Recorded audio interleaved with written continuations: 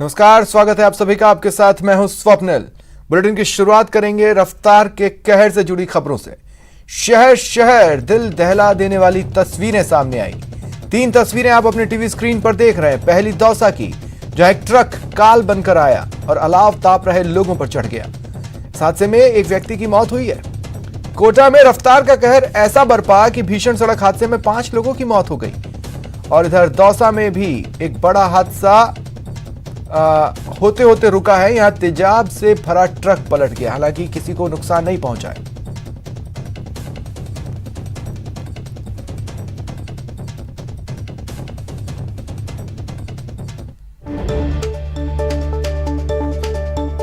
और खबर दौसा से है। एक निजी अस्पताल में मरीज की मौत के बाद परिवार वालों ने हंगामा किया।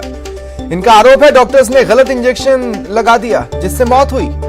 दरअसल मुनेश मीणा को एक निजी चिकित्सालय में पैर में दर्द होने के चलते भर्ती कराया गया था, जिसके बाद चिकित्सक ने मरीज को इंजेक्शन लगवा दिए। इंजेक्शन लगवाने के बाद मरीज की तबीयत अचानक खराब हो गई। करीब आधे घंटे के अंतराल में ही उसकी मौत हो गई। परिजनों की ओर से हंगामा किए जाने की सूचना पर पुलिस पहुंची। मृतक के शव को दौसा जिला अस्पताल की मोर्चरी में भिजवाया। फिलहाल पुलिस जांच में जुटी हुई है। इमरजेंसी दौसा में मुनेश सन ऑफ लक्ष्मण मीणा, उम्र 36 साल, जिसके परिजन उसे मृत अवस्था में यहाँ पर लेकर आए थे। प्रथम दृष्टया देखने में मृत्यु का कारण स्पष्ट नहीं हो पाया है। उसके लिए उसका पोस्टमार्टम कराना अनिवार्य है। तो परिजनों को कहा गया है, यदि वो चाहेंगे तो उनका पोस्टमार्टम कर दिया जाएगा। टोंक के डिग्गी कस्बे में एक युवती का सोशल मीडिया पर अश्लील फोटोग्राफ वायरल करने पर लोगों ने बवाल किया। गुस्साए लोगों ने मामले में 2 युवकों को पकड़ा और जमकर पीटकर पुलिस के हवाले किया। सूचना पर मालपुरा सीओ चक्रवर्ती सिंह और उपखंड अधिकारी डॉक्टर राकेश कुमार मीणा भी मौके पर पहुंचे। गुस्साई भीड़ ने दोनों युवकों के साथ मामले में शामिल अन्य लोगों की गिरफ्तारी की मांग की। पुलिस ने भीड़ को समझाया बुझाया।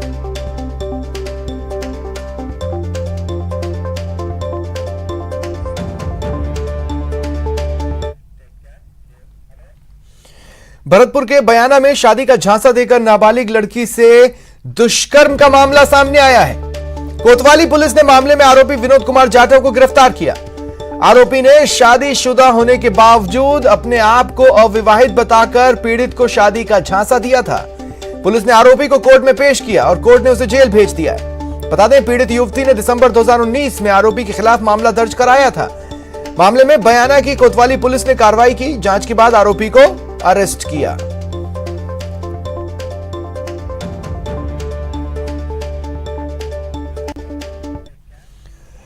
चित्तौड़गढ़ कोतवाली थाना क्षेत्र में गत माह नाबालिग से अपहरण और सामूहिक दुष्कर्म के मामले में पुलिस ने 4 आरोपियों को गिरफ्तार किया है। कोतवाली थाना क्षेत्र स्थित एक गांव में 20 नवंबर की रात एक नाबालिग का आरोपी ने अपहरण किया और एक आरोपी ने दुष्कर्म किया था। पुलिस की टीम ने वारदात में शामिल मुख्य आरोपी समेत उसके 3 अन्य साथियों को भी गिरफ्तार किया। पुलिस ने वारदात में इस्तेमाल मारुति वैन को भी जब्त किया है।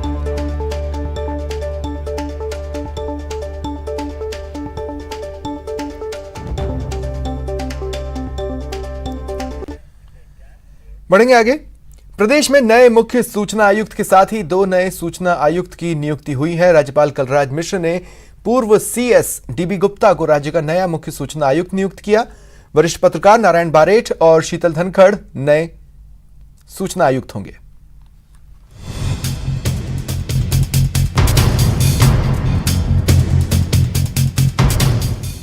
करीब 2 साल बाद राजस्थान में नए सूचना आयुक्तों की नियुक्ति हुई है। राज्यपाल ने पूर्व मुख्य सचिव डीबी गुप्ता को राज्य के नए सूचना आयुक्त के रूप में नियुक्ति प्रदान कर दी है। डीबी गुप्ता जयपुर के रहने वाले हैं। उन्होंने अलवर एसडीएम पद से अपने करियर की शुरुआत की। डीबी गुप्ता को ग्रामीण गौरव पथ बनाने में अहम भूमिका के लिए जाना जाता है। अजमेर और सिरोही में कलेक्टर के पद पर रह चुके गुप्ता सीएम के सलाहकार रहने के साथ ही 2 साल तक मुख्य सचिव भी रहे। न्यूज 18 से बातचीत में डीबी गुप्ता ने प्राथमिकता के आधार पर सूचना आयोग के कार्यों को निपटाने की बात कही। ये सुनिश्चित करना कि समय पर उनका निस्तारण हो, जो सेकंड अपील है, क्योंकि बहुत दिन से पद खाली था तो वो पेंडेंसी ज़्यादा है, उस पेंडेंसी को तेजी से निकाला जाए और लोगों को जो रिलीफ है वो टाइमली जितना हो सके अब पहुंचाने की कोशिश की जाए। यही प्रमुख हमारा कोशिश रहेगी और वो जितने भी आयुक्त हैं उनसे मिलकर एक टीम भावना के आधार पर हम काम करेंगे। राज्यपाल ने इसके साथ ही राज्य के वरिष्ठ पत्रकार रहे नारायण बारेठ को सूचना आयुक्त नियुक्त किया है।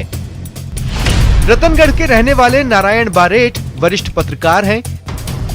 लंबे समय से हिंदी पत्रकारिता से जुड़े रहे बारेठ राजस्थान से बीबीसी संवाददाता के रूप में कार्य कर चुके हैं और हरिदेव जोशी पत्रकारिता विश्वविद्यालय में प्रोफेसर के रूप में अपनी सेवा दे चुके हैं। प्राथमिक तौर पे जो पेंडेंसी है, जो बकाया मामले हैं, उनका कैसे त्वरित निस्तारण हो।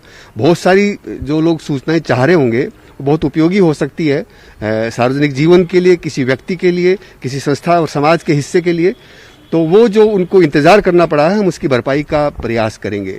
और मैं समझता हूं कि अच्छी टीम है जिनकी सरपरस्ती में एक प्रशासनिक अनुभव है, उनकी दक्षता है और बाकी सदस्य मिलकर के हम चेष्टा करेंगे कि ये आयोग बाकी राज्यों की तुलना में बेहतर काम कर सके।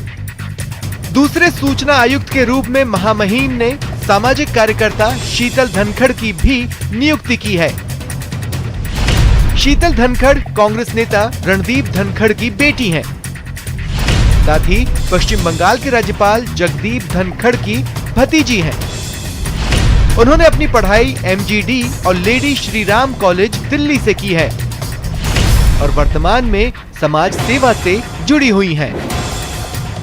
सूचना आयुक्त नियुक्त होने के बाद शीतल ने कहा कि उनकी प्राथमिकता में लोगों को सही समय पर सूचना दिलाना शामिल होगा।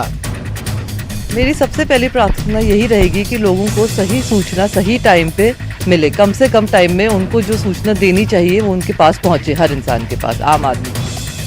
राज्य सूचना आयोग में मुख्य सूचना आयुक्त के अलावा सूचना आयुक्तों के 4 पद हैं। 2018 से आयोग में मुख्य सूचना आयुक्त और 2 आयुक्तों के पद खाली थे।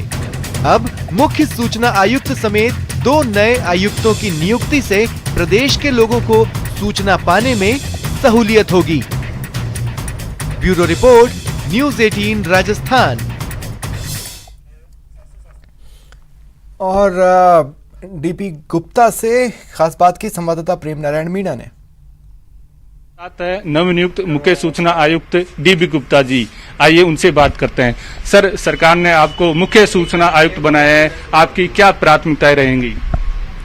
देखिए, प्राथमिकताएं तो स्वतः स्पष्ट हैं कि सूचना आयोग का क्या दायित्व है। उसके हिसाब से जो भी आरटीआई के अंतर्गत अधिनियम और नियमों के तहत सूचनाएं चाहते हैं व्यक्ति, उनके बारे में उनको सूचना मुहैया कराना।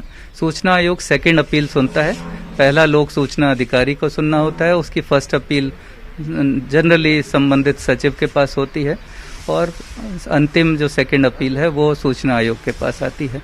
तो ये सुनिश्चित करना कि समय पर उनका निस्तारण हो, जो सेकंड अपील है, क्योंकि बहुत दिन से पद खाली था तो वो पेंडेंसी ज़्यादा है, उस पेंडेंसी को तेजी से निकाला जाए और लोगों को जो रिलीफ है वो टाइमली जितना हो सके अब पहुंचाने की कोशिश की जाए। यही प्रमुख हमारा कोशिश रहेगी और वो जितने भी आयुक्त हैं उनसे मिलकर एक टीम भावना के आधार पर हम काम करेंगे। सर, आमजन का कहना है कि समय पर सूचनाएं नहीं मिल पाती, तो इसके लिए आप तात्कालिक रूप से क्या कदम उठाएंगे? तात्कालिक रूप से तो यही मैसेजिंग, मतलब पहला तो यह है कि जन सूचना पोर्टल इफेक्टिव हो ताकि बहुत सारी सूचनाएं वहां मिल जाएं। नंबर 2 ये आता है कि लोक सूचना अधिकारी जो हैं वो अपना तत्परता से काम करें, उनमें मुस्तैदी हो, उनको नियमों की जानकारी हो, तो पेंडेंसी बढ़ेगी, अपीलें बढ़ेंगी नहीं। और उसके बाद संबंधित जो सचिवगण हैं उनसे बातचीत करके कोशिश की जाएगी कि इनको तेजी से निपटाया जाए और जो फिर भी आयोग के समक्ष हैं उनको नियमानुसार जल्दी निपटाने की कार्रवाई की जाएगी। ये थे मुख्य सूचना आयुक्त डीबी गुप्ता जी, जिनका कहना है कि लोगों को समय पर सूचनाएं मिलेंगी और किसी भी सरकारी ऑफिस के यहाँ भटकना नहीं पड़ेगा। कैमरामैन विपिन शुक्ला के साथ प्रेम मीणा, न्यूज 18 जयपुर। और नवनियुक्त सूचना आयुक्त शीतल धनखड़ से बात की संवाददाता गोवर्धन चौधरी ने। राज्य की नई सूचना आयुक्त बनाई गई हैं शीतल धनखड़ हमारे साथ हैं। शीतल जी, सामाजिक कार्यकर्ता आप हैं और आपको सूचना आयुक्त की जिम्मेदारी अब मिली है। जल्दी आप शपथ लेकर और काम भी शुरू करेंगी। कोई टाइम तय हुआ है शपथ का, कब तक काम संभालेंगे आप? तो नहीं हुआ है, जैसे ही होएगा हम जरूर आपको सबसे पहले बताएंगे। एक सामाजिक कार्यकर्ता होने के नाते ये माना जाता है कि जनता की तरफ आप साइड लेंगी। सूचना आयुक्त के तौर पर क्या प्राथमिकताएं रहेंगी आपकी? मेरी सबसे पहली प्रार्थना यही रहेगी कि लोगों को सही सूचना सही टाइम पे मिले। कम से कम टाइम में उनको जो सूचना देनी चाहिए वो उनके पास पहुंचे, हर इंसान के पास, आम आदमी तक। कोरोना काल में है, आप कोई ऐसा नवाचार करना चाहेंगे सूचना आयोग में जिससे कि लोगों को राहत मिले, समय पर सूचनाएं मिले? बिल्कुल, हम ये सोचेंगे कि हम वर्चुअल सुनवाई करेंगे जिससे कि जो आम आदमी जो आना जाना रहना उनको इतना महंगा पड़ता है, उनके केसेस अभी भी पेंडिंग ड्यू है, टाइम भी बचे, उनका भी बचे और हमारा भी बचे, और जल्दी से जल्दी जितनी भी पेंडिंग सुनवाई है हम उनको वर्चुअल सुनवाई के थ्रू जल्दी से जल्दी पूरा करें। किस तरह से, क्योंकि अब आयोग में क्या है कि इतने दिन पद कम थे, जो सूचना आयुक्तों के पद हैं वो पूरे भरे हुए नहीं थे। आज की इन नियुक्तियों के बाद में आयोग में ठीक ठाक पदों पे नियुक्तियां हो चुकी हैं। आपको क्या लगता है अब आम जनता ये कम से कम महसूस कर सकती है कि समय पे सुनवाइयां होंगी और पेंडेंसी खत्म होगी? हमारी कोशिश यही रहेगी और एक आदमी, हम सब मिलकर टीम के साथ जब काम करेंगे तो हम जल्दी से जल्दी जितनी भी हमारी पेंडिंग सुनवाई है उनको पूरा करेंगे। आखिरी सवाल, प्रदेश की जनता एक सामाजिक कार्यकर्ता के उस सूचना आयुक्त की कुर्सी पर बैठने से अब क्या उम्मीद करे? कि प्रदेश की जनता को सही इन्फॉर्मेशन, सही सूचना कम से टाइम में हम देने की कोशिश करेंगे। कैमरा पर्सन विजेंद्र जायसवाल के साथ गोवर्धन चौधरी, न्यूज 18 राजस्थान, जयपुर। सूचना आयोग में लंबित अपीलों का जल्द निस्तारण प्राथमिकता रहेगी, ये कहना है सूचना आयुक्त नारायण बारेठ का। खास बात की संवाददाता गोवर्धन चौधरी ने। वरिष्ठ पत्रकार नारायण बारेठ को राज्य का नया सूचना आयुक्त नियुक्त किया गया है। नारायण बारेठ साहब हमारे साथ बातचीत के लिए मौजूद हैं। बारेठ साहब, जिस तरह आपको नई जिम्मेदारी दी गई है, क्या प्राथमिकताएं रहेंगी? क्योंकि आमतौर पर माना जाता है कि एक पत्रकार अगर सूचना आयुक्त की कुर्सी पर बैठता है तो जनता ये उम्मीद करती है कि कुछ एक्स्ट्रा सूचनाएं मिलेंगी, कुछ नजरिया उनके प्रति सॉफ्ट रहेगा। तात्कालिक तौर पे हमारी जिम्मेदारी जो पेंडिंग या बकाया मामले तकरीबन 15,000 हैं, उनका निस्तारण न्यायपूर्ण ढंग से करने की जिम्मेदारी है। और चूंकि राजस्थान इस आंदोलन, इस विचार का जनक रहा है, इस धरती ने, राजस्थान के सूबे ने इस आंदोलन को खड़े होते हुए देखा है और यहीं से पूरे भारत के लिए सदा बुलंद हुई थी इस आंदोलन के प्रति। तो हमारी जिम्मेदारी इस बात की भी है कि इस अधिकार की प्रतिष्ठा रहे, इस अधिकार का क्रियान्वयन हो। तो प्राथमिक तौर पे जो पेंडेंसी है, जो बकाया मामले हैं, उनका कैसे त्वरित निस्तारण हो। बहुत सारी जो लोग सूचनाएं चाह रहे होंगे बहुत उपयोगी हो सकती है सार्वजनिक जीवन के लिए, किसी व्यक्ति के लिए, किसी संस्था और समाज के हिस्से के लिए। तो वो जो उनको इंतजार करना पड़ा है, हम उसकी भरपाई का प्रयास करेंगे। कोरोना काल में एक बड़ी चुनौती है, कई स्टेट ने प्रयोग शुरू किया है, वहां पर सूचना आयोग, मध्य प्रदेश है और कई, वहां वर्चुअल सुनवाई स्टार्ट हुई है।